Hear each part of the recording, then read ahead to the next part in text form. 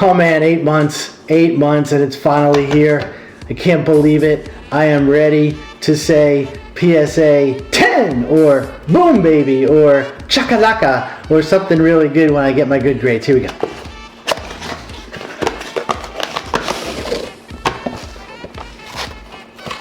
This is so exciting. We're in the money.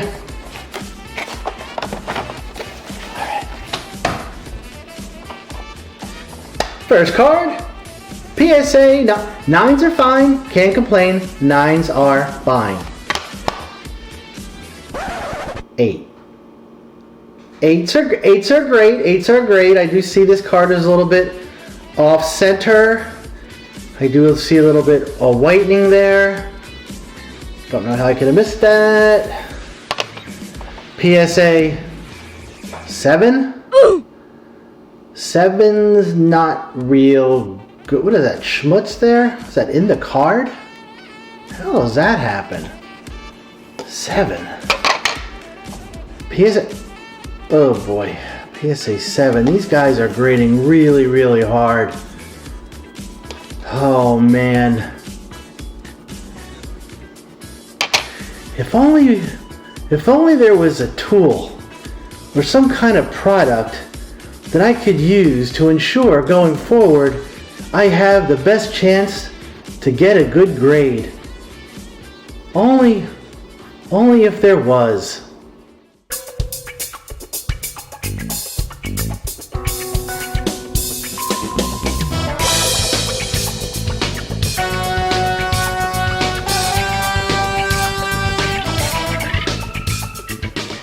If you're looking for all the answers, I still don't have them. But what I do have is a particular set of skills I've acquired over a very long career. Skills that I think are beneficial sometimes to share with you guys. And that's exactly what I'm going to do today. Guys, welcome to another adventure of the Sports Card Adventure. Welcome to another episode of the Sports Card Investigator. My name is Andy. I am the aforementioned Sports Card Investigator. And I am so excited to share with you today some information that you, I hope, will put it to good use. So I'm noticing a common theme among the sports card content creator community that people are disappointed with their grades upon their return, their submissions. Some people are hypothesizing or guessing or assuming or deducing that PSA is being tougher on their grades, and that may or may not be the case. So I thought to myself, if that is true, what could I do to help the guys and gals that have supported me this far and supported my channel? Could I do anything to help them maybe get better grades from PSA if they're going to submit their cards? And it could be any, I'm saying PSA because that's who I use, but it could be any grading company you can apply this information to. So as part of my duties with DEA, I was in charge of the training program, and it got me thinking, you know, there really isn't anything in the card world now that exists that can help people with certain aspects of the hobby. Specifically grading. There are tons of videos out there, and I encourage you to watch them all. I did one. And they all provide some great information. But what if I could provide you with something that is tangible, physical, that you can use, and by doing so, making you better at grading, pre-grading? How about if I gave you something that could actually train your mind and train yourself and develop over time the mentality of a grader? Well, look no further. Today is your lucky day. I was watching a reveal. I was watching a lot of, and this video, I'll be honest, took a long time because you'll see at the end during this video why it took a long time. But I also watched a lot of videos, a lot of reveals from maybe months ago up to a week ago, up to a couple days ago, depending on when they were downloaded. And one of the videos I was watching was kind of cool. It was a guy who got his cards back, and he would he said he had an expert grader that was there to look at the cards that didn't gem, and the expert would take out their jeweler's loop and look at the card, and they would say what was wrong with the card. I mean, we can assume or surmise or hypothesize what was wrong with the card, and every time this expert would look at the card, he would say, oh yeah, I see that there's a dinged or a white corner. But guess what? That is just a guess, because the grader is not sending a note of explanation home or to the person that got the grades as an explanation on why the card graded the grade that it got. I was watching another video where this person got 7s and 6s, and they would look at the card and say, oh yeah, it's got a bad corner. Oh yeah, it's off centering. If you see a defect when it comes back, you should have seen that defect prior to submission. That is nothing but not paying attention prior to you submitting your cards. These are grading mistakes that are 100% avoidable. So why don't we do it? One of the biggest mistakes that I see people do when they're getting ready to sub for a grading company is they give the card the benefit of the doubt. How many times have you seen that, right? Looks good, and they submit the card. If you do that, you are heading towards grading hell. I guarantee it. In the words of the great band Chicago, I know this is a hard habit to break. Why? Because everyone wants their card to grade. But if you want to be successful, you cannot be afraid to put the card to the side. If it doesn't meet the standard, the minimum standard of a PSA 9, don't submit the card. And if you want to be successful in your submissions, you must adapt to it, but adopt this mindset. I've been very happy with my grading results. I don't get all 10s.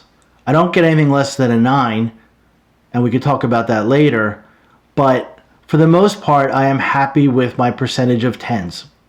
And I want to make it clear, for the most part, I just grade ultra-modern cards. I will on occasion grade a 2 or 3 year old card, and on a very rare occasion, older cards like the Mike Schmidt you can see behind me sometimes, and if that's the case, I just wanted the card encapsulated. But I have a process that I have developed over time that I think could give you the best chance for success. I started thinking, if I could develop a teaching tool or an educational tool that, could help the people who have been loyal to my channel. And I decided to approach it from an examination standpoint. And that is where the Sports Card Investigator grading checklist was born. And at the end of this video, I will tell you how you can get the checklist. And it's not for joining a non-existent Patreon, or not even for the low price of $19.95, which will include my picks. Nope. It's going to be absolutely free. And the following checklist is going to provide you with an evaluation of the condition of your card. After it's completed, you will know if the card is worth submitting or not. Now, is the checklist, which we're about to talk about, overkill? You betcha. You betcha. But I guarantee it will change the way you look at cards, and most importantly, it will give you the best chance to be successful in your submissions. And if you use the checklist over time, you will begin to think like a grader. Don't try to cheat the system. 99% of the time you will lose, and it will cost you money. If it doesn't pass this evaluation, then do not expect the card to gem. It won't. Becoming proficient at pre-grading, like anything else, takes practice, a good eye, and repetition. And remember, for now, and it could be changing, grading is a subjective art. However, there are objective principles that are taken into consideration when grading. And all those principles, all those standards are taken and formulated into the final grade of the card. If you get a bad grade, most of the time it's probably deserved. But there's always that human factor. And everyone has an off day, including graders. And if PSA is grading tougher, then it's even more important that you develop a strategy to try to ensure yourself the best chance to get a good grade. So before we start, there are some tools of the trade that you guys are going to have to get to give yourself a best chance. First off, magnification. Use something to magnify your card, okay? So it can be properly examined. If you use a super duper high powered microphone, a microscope or some magnification, I've seen it on videos of guys using, I don't know, like a proton microscope, you are going to see flaws in the card. You just will. The higher magnification is going to point out more flaws. Now, what I use, I'm simple. I use a magnifying glass with a light, okay? That's what I use. It does me well. You can use, there's people out there that use a jeweler's loupe. You can use your phone and just, go 5, 6 power. Some of those are really good. Whatever you use that works, that will give you the magnification that you can see the flaws of the card will work for you. And you have to know what you're looking for. A centering tool. Okay, I use the Dead Center app. I'm not affiliated with Dead Center app. I loaded it on my phone. I like it. It takes some work to get used to it, but I like it, and it's done me well. You can buy not affiliated, you can buy a Grade Master tool on eBay. I believe they're on eBay. I think they're like $13. You can read how to use it. Grade Master tool. You can go on Amazon and buy an OmniGrid. It's just something you can put the card on and you can count and grid and do whatever you want to do. Something else. Whatever gives you the best chance to see if your card is centered. A light source. You just need something to illuminate your card, right? I went to Michael's and I bought a LED light I can use. That works fine for me. Just make sure that when you do examine the card, and we'll talk about that, is you hold it on different angles to illuminate it and you could see all the flaws, because if you do not, you will miss things. Next, microfiber cloth for cleaning the card. And when you clean the card, you do so from the middle out. You can look at my last video. I think there might be a video showing when we get to that part how to do it. I always place my card on a pad like this. You can get it anywhere, Michael's or whatever. And then I put microfiber cloth on top. Then I'll put the card on, and then I'll be able to clean the card easily. Be careful when you're cleaning the cards. They're pretty hardy. Prism, Optics, Select.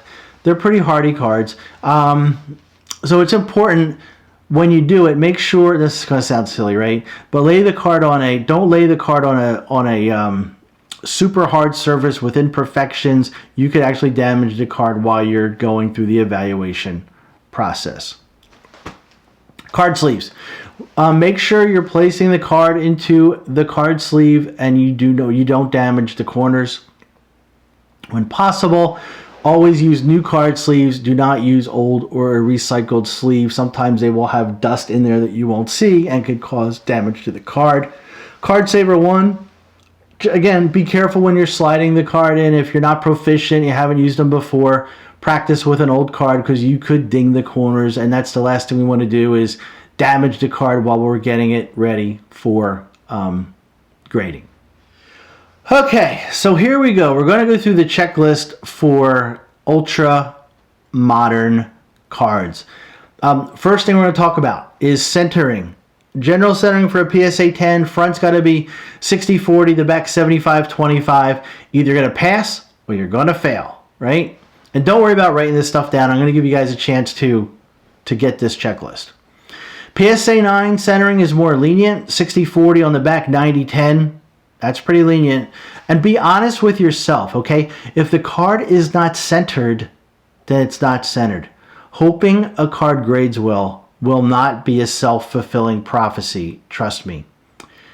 When you're doing the centering, we just talked about it, use a centering tool. There's some available. Use the one that you become the most proficient with. And remember, your card can fail on some of these standards listed that we're going to go through, and it will still receive a high grade. But if several other standards are not met, or if you are off by a high level, do not expect the card to gem.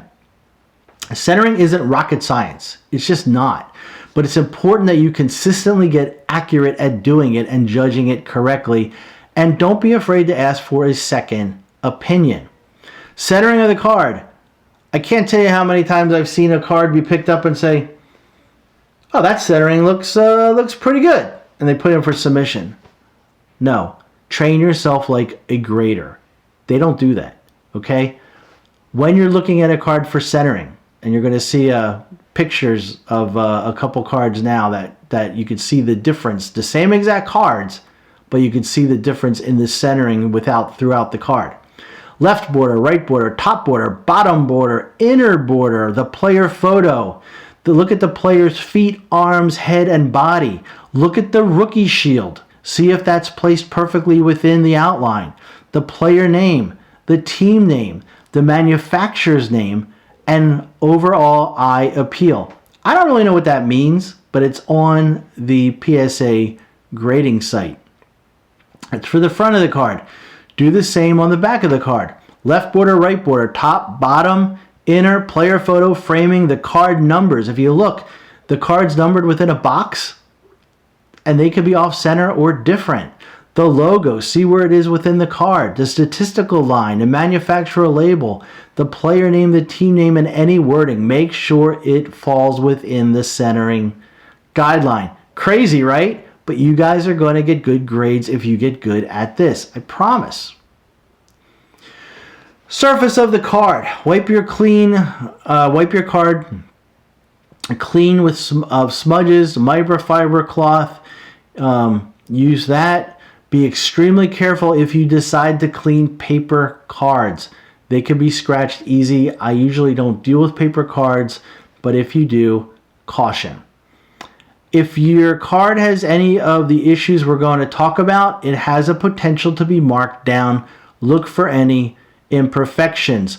If the card has an inherent issue, every single card made has the same imperfection, that could and should be taken into consideration by the grader. We can only hope they realize that. You're looking at this Terry McLaurin card probably right now.